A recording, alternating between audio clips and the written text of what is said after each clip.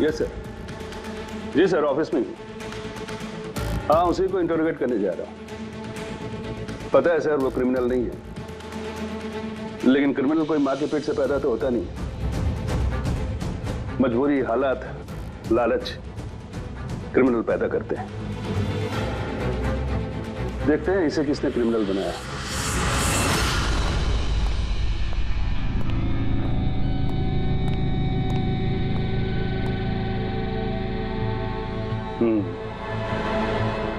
अब ये case CID नहीं, क्राइम ब्रांच को सौंप दिया गया है।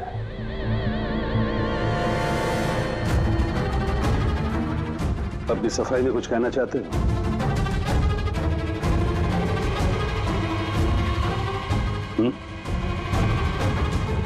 मैं deputy commissioner of police Rajiv, बहुत सुना है तुम्हारे बारे में,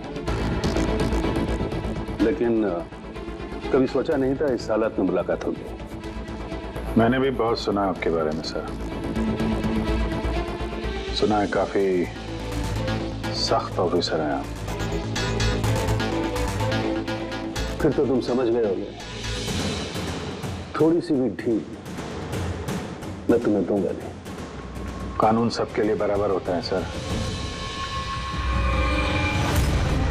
अगर मैंने गुनाह किया है तो सजा का उतना ही हकदार हूं जितना कि कोई आम मुजरिम। विक्रांत को क्यों मारा तुमने? उसे मारने की कोई वजह नहीं थी मेरे पास। अच्छा, तो फिर गोली क्यों चलाई? पता नहीं, बस चल गई। चल गई? चल गई मतलब? ट्रिगर पे उंगली रख के ट्रिगर दबाया था ना तुमने? मैं सिर्फ उसको डरा रहा था। डरा रहे थे, लेकिन तुम वहां करने क्या गए थे? पुलिस उसे कोर्ट ले जा रही थी ना?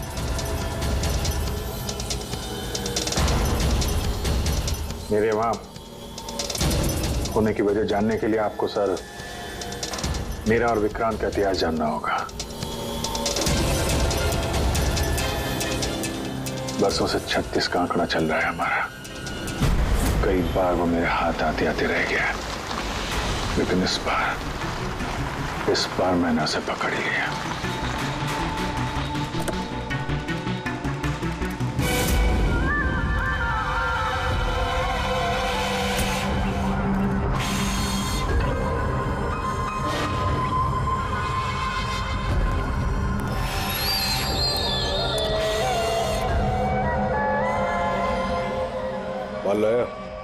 जी, आपने जितना बोला था उतना है।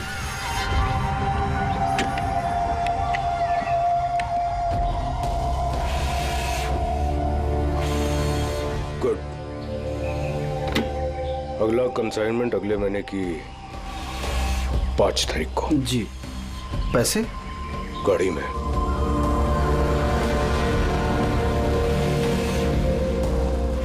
क्या बात है, इतना पसीना क्यों आ रहा है? पसीना? नहीं तो। जो स्कूल में तुझे एडमिशन नहीं मिला था ना, उस स्कूल का हेडमास्टर था मैं। क्या छुपा रहा है? नहीं, कुछ भी नहीं। ओह, तो ये बात है। किसने भेजा? सीआईडी को बुलाया तूने? विक्रांत को धोखा देना बहुत महंगा पड़ेगा तुझे।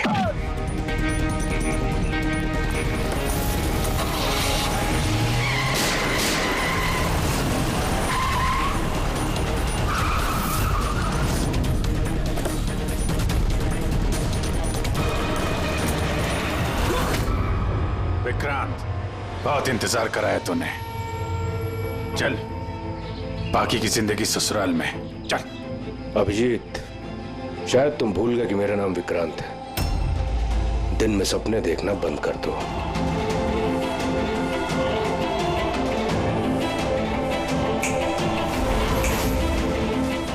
यूं वापस आऊंगा, यूं।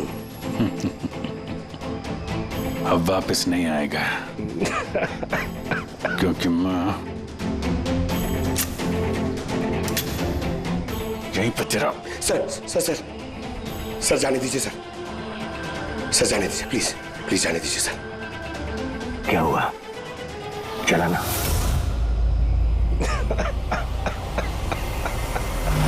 और इस तरह इस बार तुम उस तक पहुंच ही गए। हाँ, लेकिन हमेशा की तरह इस बार भी विक्रांत के नसीब में जेल की सलाखें नहीं लिखी थी। नामी गिरामी अपराधी विक्रांत ने सरकारी गवाह बनने का फैसला कर लिया है। वो मकरंद के खिलाफ अदालत में सारे सबूत देगा और इसके बदले अदालत उसकी सजा काफी हद तक माफ कर देगी। इन अपराधियों को पकड़ने के लिए हम लोग दिन रात एक कर देते हैं, अपने खून पसीना बहाते हैं। क्या इसलिए कि अदालत उनको दोबारा जुर्म करने के लिए छोड़ दे?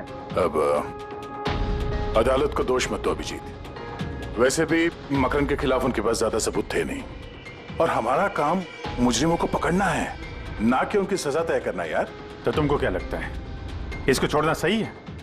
अब सही तो नहीं है, पर हम लोग क्या कर सकते हैं?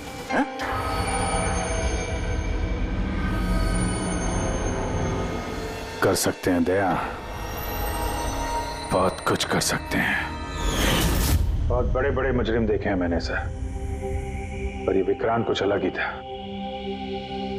हर बार कुछ ना कुछ करके बच ही जाता। तो इस बार उसका बच निकलना तुम्हें मंजूर नहीं था, क्यों? यही बात है ना? ठीक समझा। इसलिए जब मुझे पता चला कि इस केस का इंचार्ज मेरा पुराना दोस्त मुरली है, तो विक्रांत से मिलना है मुझे। यार सिर्फ 10 मिनट। अभिजीत, तुम ये जानते हो कि ये मुमकिन नहीं है। This doesn't fit into any kind of protocol. मैं तुम्हें परमिशन नहीं दे सकता। परमिशन? वो आरती याद है तुम्हें? बीकॉम सेकेंड ईयर की स्टूडेंट, कैसे तड़पा तड़पा के मारा था उसने। किसने परमिशन दी थी उसे ऐसा करने के लिए? और वो 80 साल की बूढ़ी औरत जिसे आंख से दिखता नहीं था, उसके हाथ पांव काट दिए थे उसने। एक 8 साल के बच्चे तक को। अभिजीत, मैं उसकी पूरी केस हिस्ट्री को जानता हूं। फिर तुम ये भी जानते होगे किसी भी जेल में 15-20 दिन से ज्यादा नहीं टिकता ये विक्रांत। यार मेरा उससे मिलना बहुत जरूरी है। एक लड़की का किडनैप हो गया, पिछले 2 महीने से नहीं मिल रही है। सिर्फ विक्रांत जानता है कहां है वो। यह लड़की की जिंदगी का सवाल है, समझो यार, सिर्फ 10 मिनट। ठीक है, लेकिन सिर्फ और सिर्फ 10 मिनट। तो इस तरह तुम विक्रांत की वैन तक पहुंचे, लेकिन तुम्हें तो सिर्फ उस लड़की के बारे में जानना था ना? ये सब कैसे हो? ये सच है सर, मैं सिर्फ लड़की के बारे में जानने गया था, मगर 5 मिनट का टाइम दे रहा हूं। दिमाग पे जोर डाल ले और अच्छी तरीके से हिला ले। आरजू कहां है? आरजू? कौन सी आरजू? किसकी आरजू? मैं नहीं जानता किसी आरजू को। वही लड़की जिसे तूने किडनैप कर रखा है। ओह, सॉरी, भूल गया था। कहां रखा उसे? जानता है अभिजीत, पिछली बार भी मैंने एक लड़की को किडनैप किया था, फिर भूल गया था, फिर अचानक 2 महीने के बाद मुझे याद आया, तो फिर जाकर देखा कि उसकी लाश कुर्सी से बंधी हुई थी और उसकी लाश पर मक्खियां भिनभिना रही थी। और अब आरजू का भी वही हाल होने वाला है। ऐसा कुछ नहीं होगा।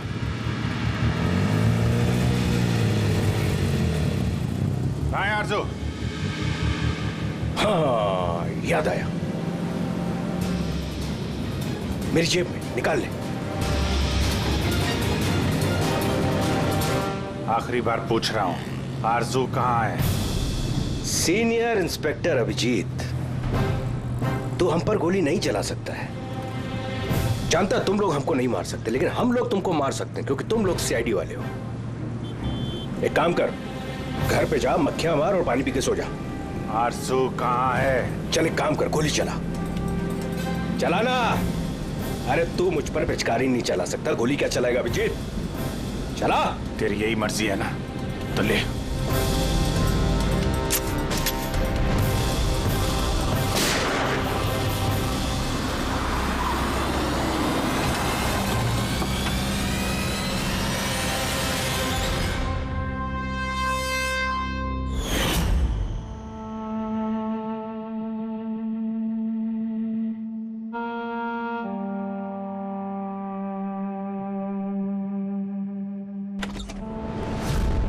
My God. Oh God.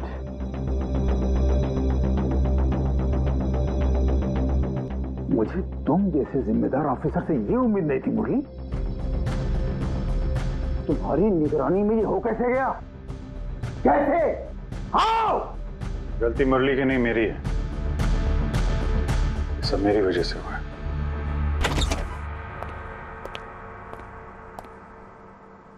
वाह वाह, क्यों एसीपी साहब, बड़ा गर्व हो रहा होगा आपको। तो इतिहास में पहली बार किसी सीआईडी ऑफिसर के हाथों खून हुआ है, और वो भी एक सरकारी गवाह का। चैन साहब, आपको जो कुछ कहना है मुझे कहिए। अपराध मैंने किया है। तुमसे नहीं, एसीपी प्रद्युमन से ही बात करूंगा, क्योंकि अगर सीआईडी की नाक कटती है तो फाइनली सारी जिम्मेदारी प्रद्युमन के कंधे पर ही आती है। इसलिए तुमसे ही बात करूंगा।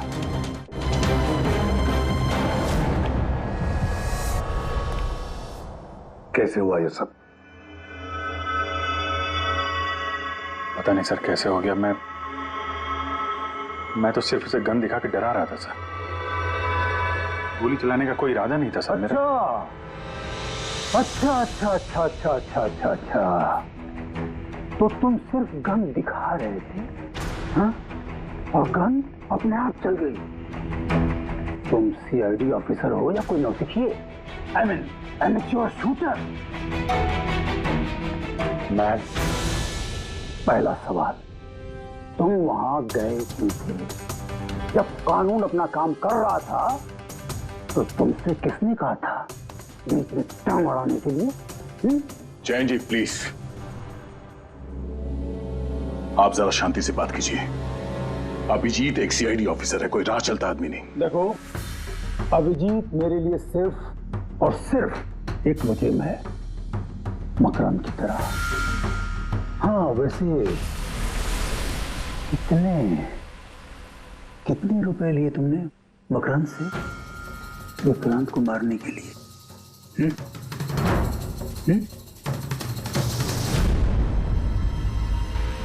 अगर तुम एक वकील ना होते और मैं एक सीआईडी ऑफिसर नहीं होता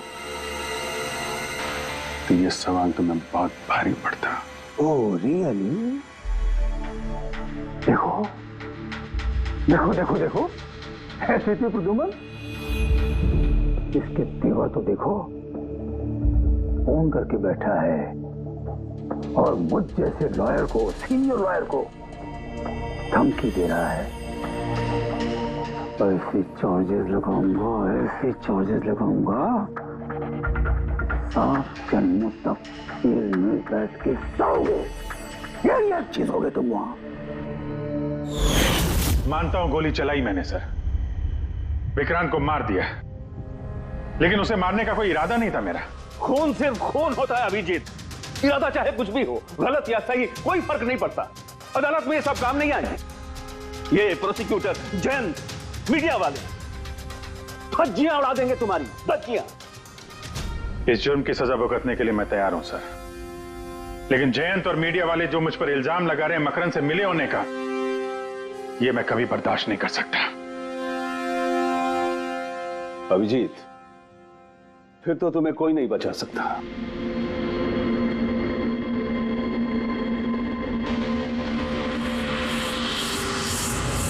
सारे सबूत और गवाह अभिजीत के खिलाफ है। यानी कोई उम्मीद नहीं है सर? कैसे उम्मीद है? अभिजीत ने खुद कन्फेस किया है गोली उसी ने चलाई।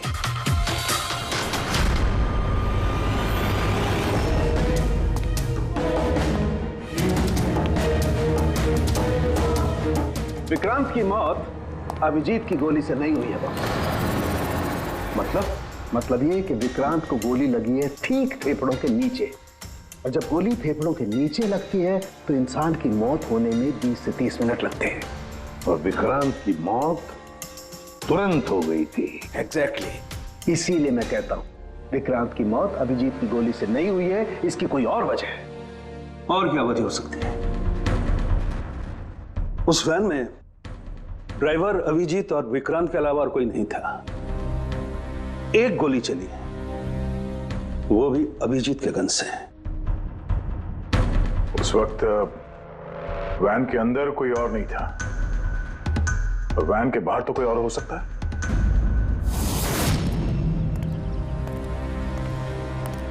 अभिजीत, उस वक्त गाड़ी के बाहर कोई था जिस वक्त गोली चली? नहीं, एक्चुअली पता नहीं, क्योंकि मेरा पूरा ध्यान तो विक्रांत पे था। अभिजीत, ठीक से याद करके बताओ, गोली चलने से पहले क्या हुआ था? कुछ अजीब हुआ था? कुछ भी? गोली चलने से पहले मैं विक्रांत से बात कर रहा था, और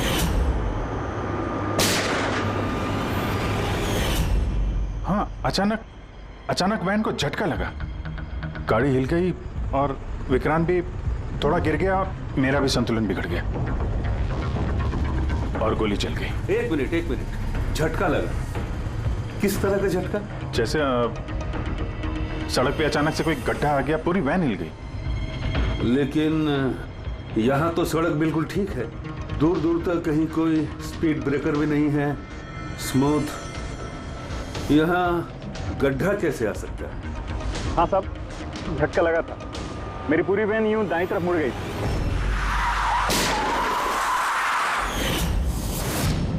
स्टीयरिंग खुद ब खुद घूम गया?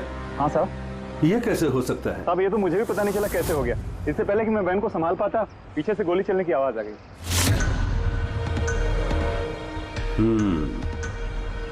स्टीयरिंग व्हील का खुद ब खुद मुड़ जाना, गोली अपने आप चल जाना,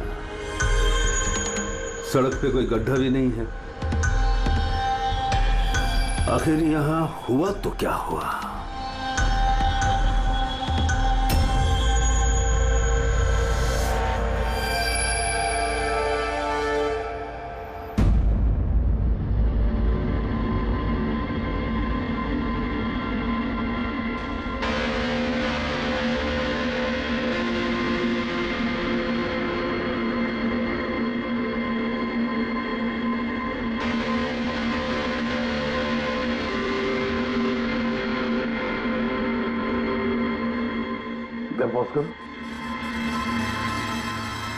ये देखो, जब ये हादसा हुआ तो ये काली एसयूवी, ये काली गाड़ी उस वैन के बगल में से पास हुई। मतलब सर, विक्रांत का खूनी शायद इसी गाड़ी में? हाँ, हो सकता है। सर, ये गाड़ी कहीं रुकी नहीं सर, ये सीधे सीधे चली गई और दूसरी गोली की आवाज भी नहीं आई। और एक बात नोटिस की तुम लोगों ने, 11:17 पर वो काली गाड़ी पास हुई वैन के बगल से, और एग्जैक्टली 11:17 पर विक्रांत की घड़ी भी बंद हो गई। हाँ सर, अभिजीत की घड़ी भी 11:17 को ही बंद हुई थी। हाँ? ये दोनों घड़ियों का एक साथ बंद होना और इस कार का ठीक 11:17 पे वहां से गुजरना, ये संजोग नहीं हो सकता। बिल्कुल सर, बिल्कुल सही कहा आपने, ये कोई संजोग हो ही नहीं सकता। जरूर कोई ना कोई राज छुपा है उस काले रंग के एसयूवी में, जो अभिजीत की बेगुनाही साबित करेगा। तो यहाँ इस फुटेज में इस गाड़ी का नंबर तो दिख नहीं रहा है। इस जगह से 5 किलोमीटर दूर सर टोल नाका है, वहां के सीसीटीवी फुटेज से शायद इस कार की डिटेल मिल जाए। हाँ।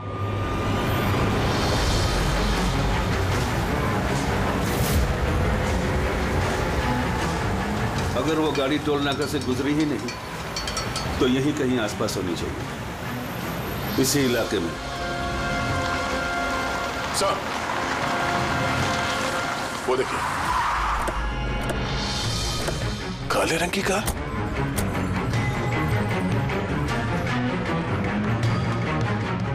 Oh no. फ्रेडी, जरा आगे चेक करो।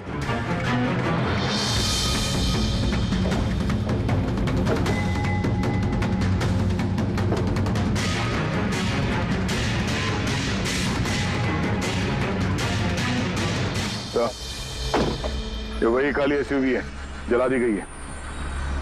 मतलब गाड़ी में ऐसा जरूर कुछ था जो खूनी मिटाना चाहता था। सर, ना तो नंबर प्लेट दिख रही है और ना ही चेसी नंबर। सारे सबूत मिटा दिए मुजरिम ने।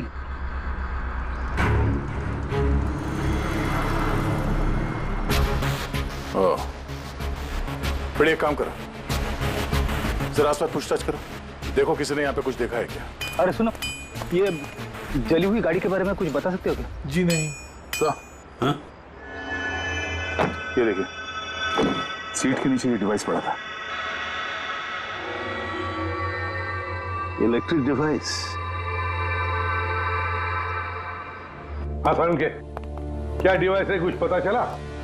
हाँ बॉस, पता तो चल गया है, लेकिन इसे अच्छी तरह से समझाने के लिए मुझे एक डेमो देना पड़ेगा आप लोगों को। मान लीजिए कि ये विक्रांत है और हम इसे मारना चाहते हैं, लेकिन हम इसके करीब नहीं जा सकते। तो फिर इसे कैसे मारा जाए? कैसे? डॉक्टर सारुंखी, हमें पता होता तो आपके पास क्यों आते? प्लीज आगे बताइए। हाँ, बताता हूं।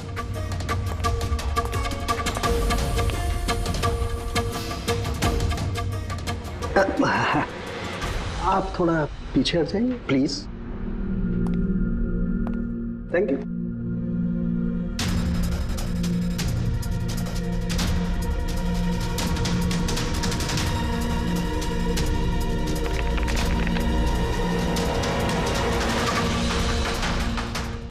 देखा आपने बॉस, बिना नजदीक जाए इसे ऐसे मारा जा सकता है। ये आपने किया कैसे सर? क्योंकि जैसे ही हमें इस डिवाइस के बारे में पता चला, हमने विक्रांत के पुराने मेडिकल रिपोर्ट्स मंगवाए जेल में से। ये स्कैन 2 महीने पुराना है और ये वाला स्कैन ये हमने कल रात को लिया, उसके मरने के बाद।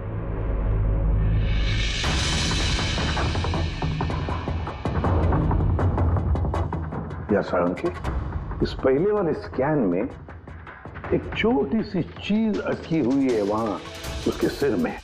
वही चीज इस 2 महीने बाद वाले स्कैन में शिफ्ट हुई है, हिल गई है, पीछे आ गई है। और ये छोटी सी चीज एक शार्पनेल है बॉस, यानी गोली का छोटा सा टुकड़ा। और फिर ये शार्पनेल वहां से इस तरफ शिफ्ट हो गया, जिस वजह से विक्रांत की सबड्यूरल हेमेटोमा यानी ब्रेन ब्लीडिंग की वजह से मौत हो गई। पर ये शार्पनेल अपनी जगह से हिला कैसे? उसी डिवाइस की वजह से जो हमें जलती हुई गाड़ी में से मिला। तो गोलियों के टुकड़े को हिलाने का डिवाइस ही है? सिर्फ गोलियां नहीं दया, इसने और भी बहुत सारी चीजें हिलाई, जैसे कि विक्रांत के हाथों की हथकड़ी, पुलिस वैन का स्टीयरिंग व्हील, दोनों की हाथ की घड़ी के कांटे, यहां तक कि अभिजीत की गन भी। मतलब लोहे की चीजें, तो जितनी भी लोहे की चीजें हैं वो हिल गई उस डिवाइस की वजह से। Exactly boss. और लोहे का सबसे बड़ा आशिक है मैग्नेट, चुंबक। बॉस, ये है वो चुंबक जिसके जरिए मैंने इसे उड़ाया। यानी उस काली वैन में भी एक ताकतवर लौ चुंबक था, जिसकी वजह से पूरी की पूरी वैन दाईं तरफ चली गई और अभिजीत की मेटल की गन वो भी अपने आप चल गई। हाँ, और विक्रांत के सिर में जो अटका हुआ शार्पनेल का टुकड़ा है वो भी शिफ्ट हुआ। सर, इतनी प्लानिंग के साथ तो वही मार सकता है जिसे शार्पनेल के बारे में पहले से पता था, उसका कोई करीबी। मकरंद। मकरंद मतलब अभिजीत सर बेगुनाह? No, not at all. इतनी जल्दी किसी नतीजे पे पहुंचना ठीक नहीं होगा। मकरंद के खिलाफ जब तक हमको पक्का सबूत न मिल जाए, कानून की नजर में अभिजीत ही दोषी है। मकरंद के खिलाफ सबूत तो वही देगा ना जो विक्रांत के सेफ हाउस के बारे में जानता था, वरना मकरंद को कैसे पता कि विक्रांत किस रास्ते से कोर्ट पहुंचेगा।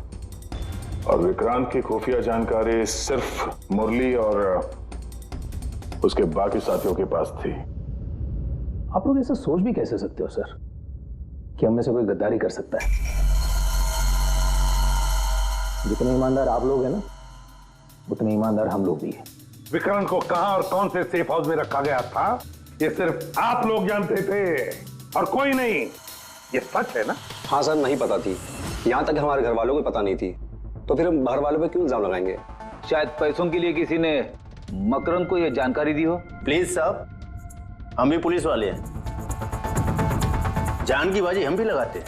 आप इस तरह इंफॉर्मेशन कहीं ना कहीं से तो लीक हुई है मुरली।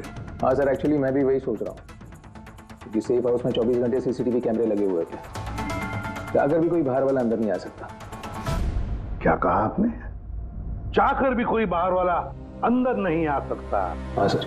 झूठ! बाहर वाला कोई भी अंदर नहीं आया था। हाँ? क्यों? I am sorry sir, actually Jain ji कभी कभी आते थे। कभी कभी जैन जी आते थे? Yes sir. और कभी कभी जैन जी किस लिए आते थे? क्योंकि जैन जी मकरंद को हर हालत में जेल तक पहुंचाना चाहते थे। अच्छा, तो कहीं ये जयंती वो गद्दार तो नहीं है? वैसे भी कुछ ही दिनों में रिटायरमेंट होने वाला था, आखिरी केस था उनका। सोचा होगा संन्यास लेने से पहले थोड़े बहुत पैसे बना लो। सर, सर राकेश जयंत ने काफी पैसे बनाए। अभी 10 दिन पहले इसने पुणे में 10 करोड़ का फार्म हाउस खरीदा है। क्या? हाँ सर, ये रहे उस पार्टी के फोटोग्राफ।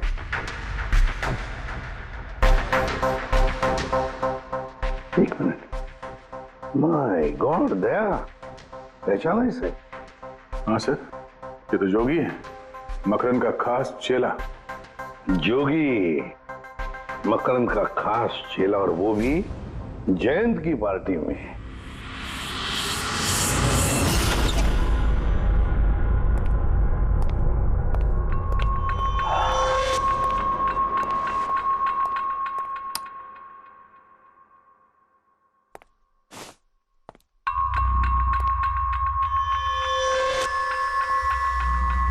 तुम यहां कैसे और मेरे घर में घुसे कैसे? हाँ? मुजरिमों को उनके बिल से निकालने के लिए बिल के अंदर तो घुसना ही पड़ता है जैन साहब। मुजरिम? मुजरिम मैं हूं या तुम? मैं?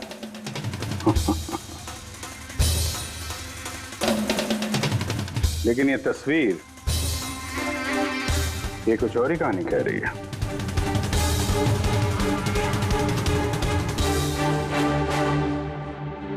नो, आई डोंट नो, मैं नहीं जानता। नहीं जानते? कमाल है, बहुत भोलेपन का नाटक कर रहे हो जैन साहब। मकरंद के पैसों से ये फार्म हाउस खरीद लिया और अब उसके चेले जोगी को पहचानने से भी इनकार कर रहे हो। What nonsense! कौन जोगी? कैसा जोगी? मैं किसी जोगी वोगी को नहीं जानता था। अगर नहीं जानते तो ये जोगी तुम्हारी पार्टी में क्या कर रहा था? देखो, मेरी पार्टी में 400 से ज्यादा लोग आए थे, अब मैं हर एक को तो नहीं पहचानता ना। और रहा सवाल मेरे फार्म हाउस का, तो मेरी जिंदगी भर की खून पसीने की कमाई है, समझे? मकरंद की बात कर रहे हो ना तुम? वो देखो, उस केस में उसके खिलाफ सारे सबूत मौजूद हैं। विक्रांत ने मरने से पहले मुझे सारे सबूत सौंप दिए थे। मकरंद को तो मैं फांसी पर लटकाऊंगा और साथ में तुम्हें भी। लाइट हो क्या हुआ? स्विच तो ऑन है, हुआ क्या लाइट को?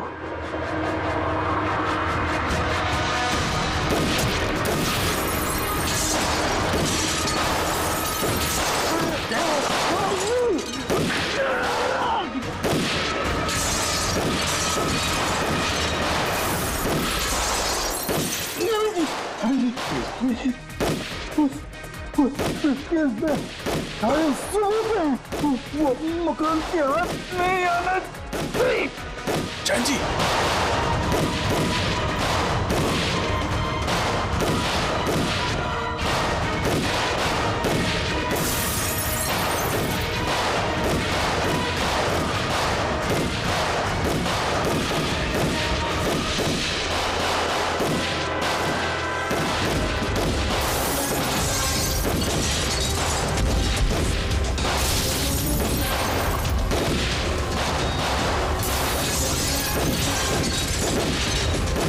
कमाल कर दी तुमने अभिजीत, वाकई कमाल कर दी। अरे पूरी मीडिया तुम्हारे जान के पीछे पड़ी है, अब तो उनको लॉटरी लग गई। अब कह रहे जयंत का खूनी अभिजीत है। सर उनके कहने से क्या होता है? आपको पता है मैं निर्दोष हूं सर। लेकिन तुम्हें वहां जाने की जरूरत क्या थी? जैन के घर में, वहां के सीसीटीवी कैमरे में साफ दिख रहा है कि जैन के मौत के वक्त तुम वहां थे। और सिर्फ इतना ही नहीं, अब तो पूरी सीआईडी टीम पर इल्जाम लगा रहे हैं कि हम तुम्हें बचाने की कोशिश कर रहे हैं। इल्जाम तो लगेगा ही ना प्रद्युमन। जयंत मकरंद के खिलाफ नया सबूत पेश करने वाला था अदालत में, और ठीक एक दिन पहले उसकी मौत हो गई। हाँ, लेकिन वो सबूत मुजरिमों के हाथ नहीं लगा सर। मैं लेके आया। जैन से मरने से पहले मुझे ये सारे सबूत सौंप दिए। ये सबूत, ये फोटोग्राफ्स, ये पेपर्स, ये सबूत काफी नहीं है मकरंद को अदालत में सजा दिलवाने के लिए। काफी नहीं है ये सबूत। तो वो पेन ड्राइव से कुछ पता चल सकता है ना? अभिजीत, ये पेन ड्राइव पासवर्ड मांग रही है। जयंत ने मरने से पहले पासवर्ड वगैरह बताया था? नहीं सर, इसके पहले वो कुछ बोल पाते उन्होंने दम तोड़ दिया था। अरे यार,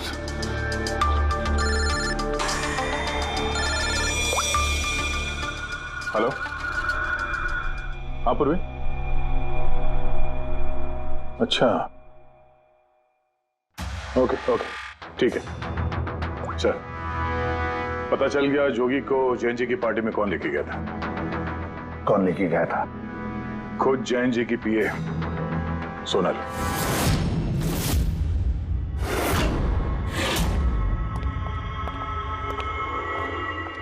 सर ये सब? सोनल, पूरी तेरे पे चेक कर।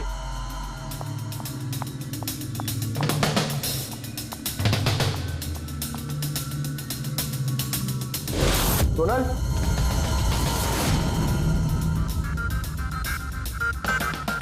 सर अंदर तो कोई भी नहीं। सर कोई नहीं होगा। सर तो सोनल गई कहाँ?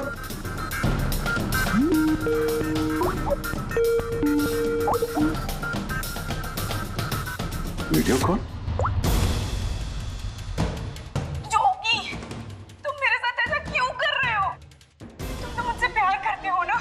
यार, ये प्यार व्यार ना सब धोखा था सोनल।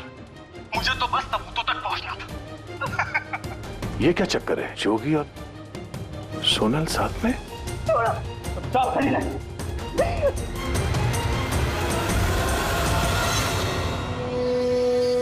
मकरंद देख लिया दया, चुपचाप उस सारे सबूत मेरे हवाले कर दे, वरना इसकी मौत का लाइव टेलीकास्ट दिखा दूंगा मैं, अभी के अभी। नहीं, सबूत मिल जाएगा। सोनल को कुछ मत करना।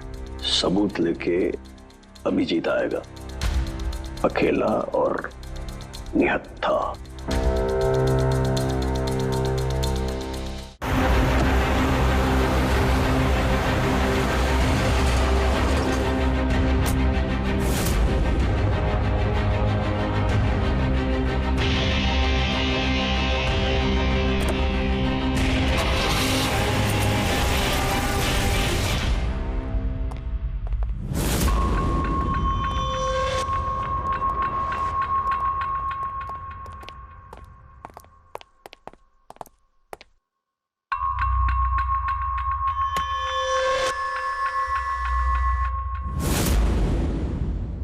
Welcome, welcome Abhijit.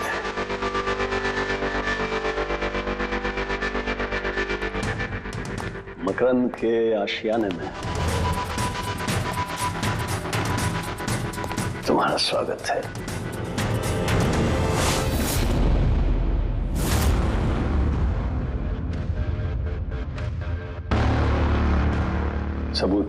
सबूत इधर है बॉस।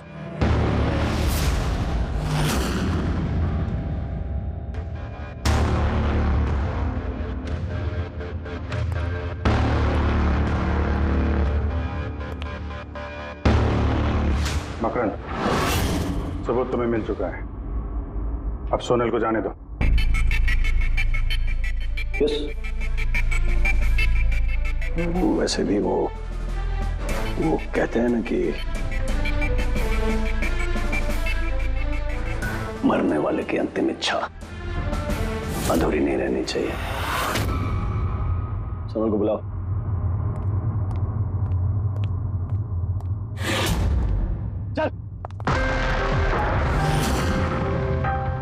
सर, आप? सोनल तुम ठीक हो? हाँ सर, मैं ठीक हूँ। तुम जाओ यहाँ से। लेकिन सर आप? मेरी चिंता मत करो, तुम निकलो, जाओ।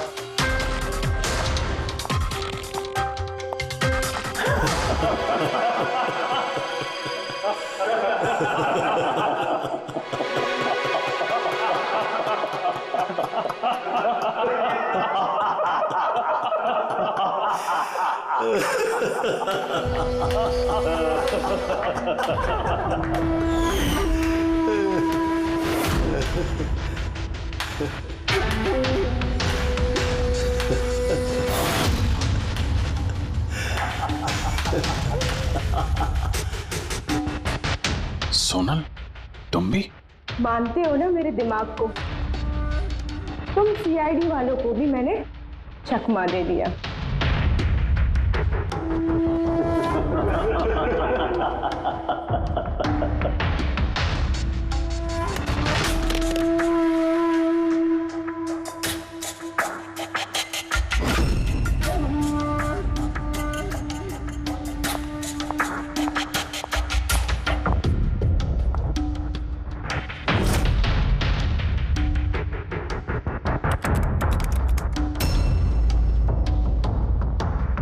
मुझे पता था जयंत यही पासवर्ड रखेगा।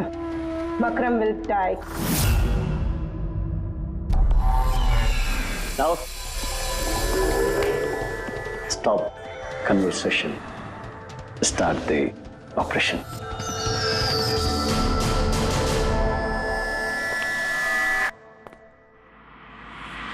मरने का टाइम हो गया। टाइम हो गया? नहीं तो?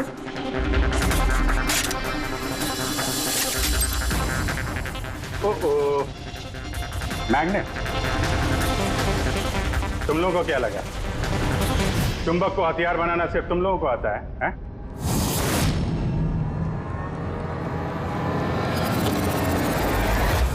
इस ब्रीफ केस में वैसा ही चुंबक है जैसा तुम लोगों ने उस गाड़ी में लगाया था विक्रांत को मारने के लिए। मकरंद, खेल खत्म तुम्हारा।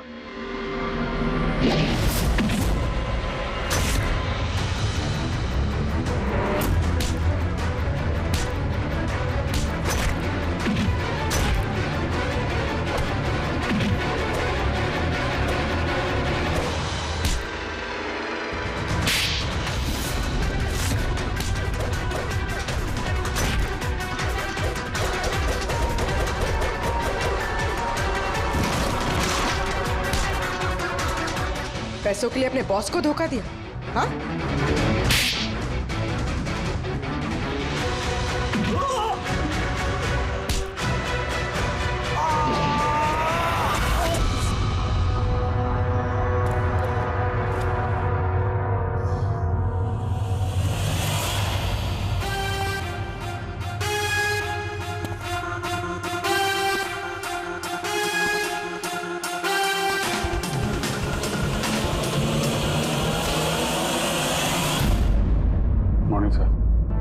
कॉन्ग्रेचुलेशन अभिजीत, फाइनली तुम पर लगे सारे इल्जाम आज धुल ही गए और एक बार फिर उसी गर्व के साथ तुम सीआईडी की ड्यूटी ज्वाइन कर सकते हो।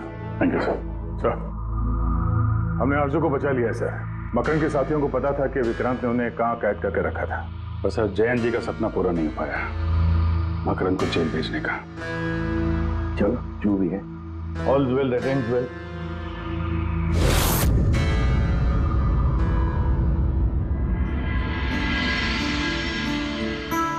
संभालो अपनी अमानत को।